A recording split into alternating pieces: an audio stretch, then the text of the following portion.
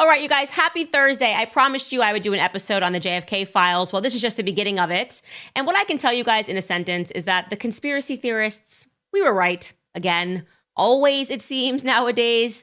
Tucker Carlson was definitely on the money when he said that being referred to as a conspiracy theorist these days just means that you're educated, like beyond the mainstream media and the public education system, which is making everybody dumb. So for those of you guys who have not read Chaos yet and are not a member of our book club, we are going to take you down the JFK rabbit hole, the beginning of it. Welcome back to Candace.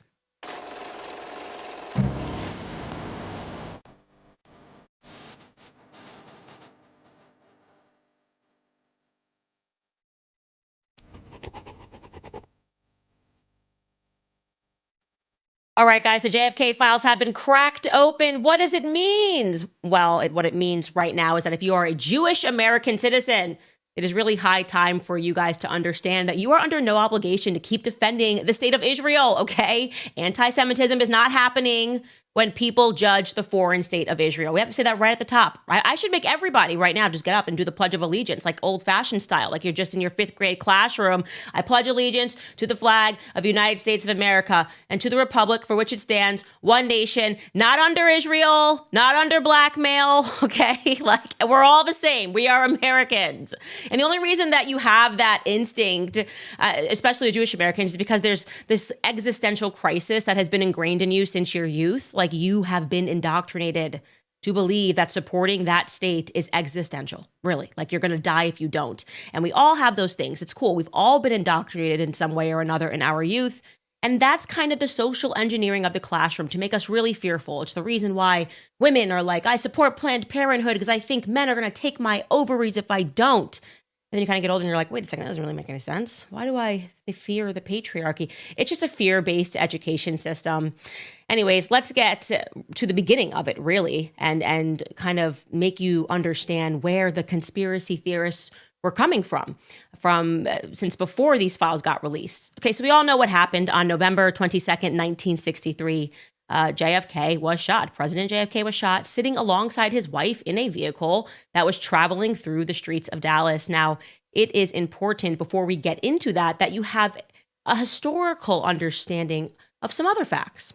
Before Kennedy was elected president, Eisenhower was president. And right before Eisenhower left office, he warned the American public that a shadow was building. A shadow government, so to speak, was building in the background. He referred to it as a military-industrial complex. I want you to take a close listen to his words here. We annually spend on military security alone more than the net income of all United States corporations. Now, this conjunction of an immense military establishment and a large arms industry is new in the American experience.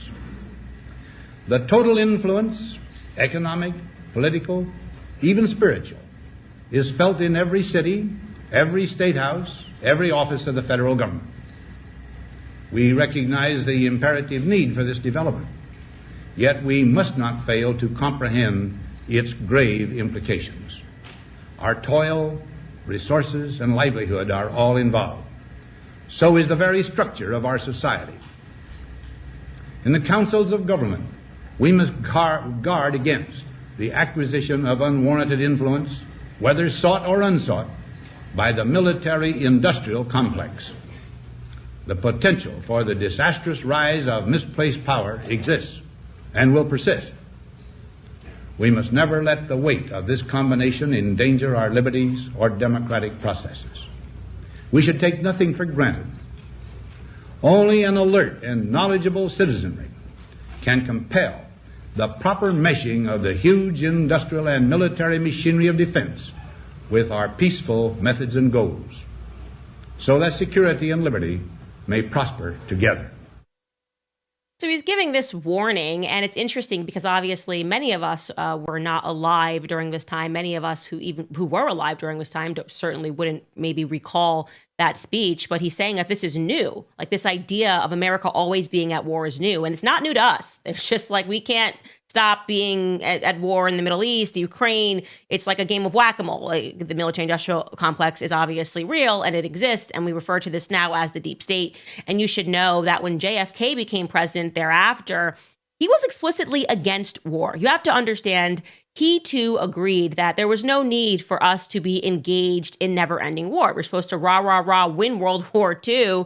And it turns out that there was something operating in the background that didn't really want that. And so Eisenhower's warning that these people could have undue influence, whatever this magic force is in the background, could have undue influence on American policy. And Kennedy gets in office and he's like, I'm not about this war. Take a listen to what he had to say at American University. This speech was given on June 10th, 1963, just a few months before he was assassinated.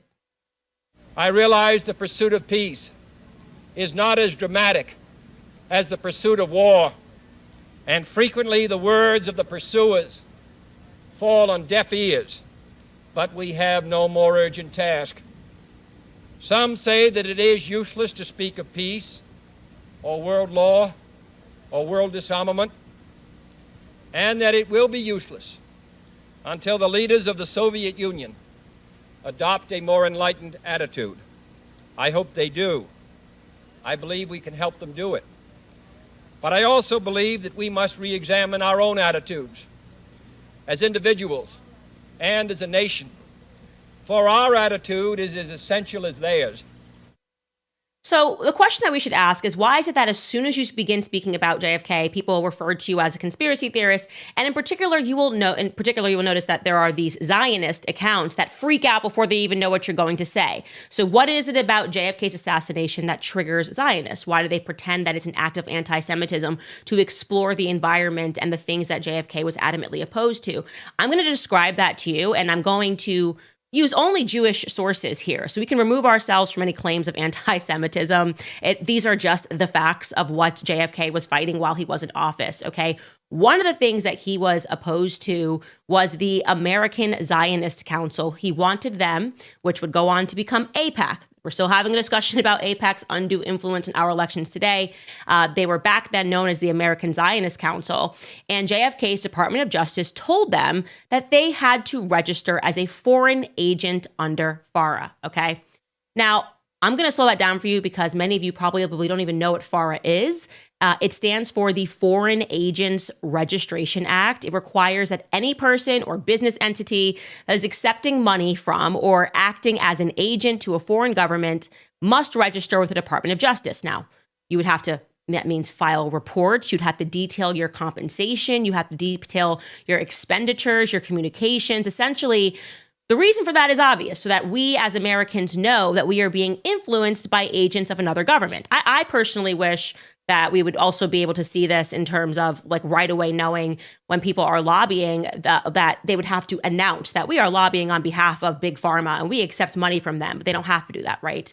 And so it would color your imagination, obviously, if I'm saying all these things and you find out that I'm registered under FARA for a foreign country like Ukraine, you would go, okay, well, that makes sense. Candace is telling me that we should go to war with Ukraine, but I now know that Candace is actually accepting tens of millions of dollars from Ukraine. That's the purpose of FARA registration. So when the American Zionist Council came into fruition in 1949, they were lobbying on behalf of the newly formed foreign state of Israel, okay? And the JFK said, you guys now need to register under FARA. Now, again, I've explained why that would be important, because it would change the way that you understood the news that was coming to you. You essentially would understand you were listening to a commercial. And sometimes you wonder when you see all these influencers, you're like, who's funding them? That natural question of who is funding them. It would be infinitely more important if you knew that it was a foreign country overseas. So we're going to take a lead up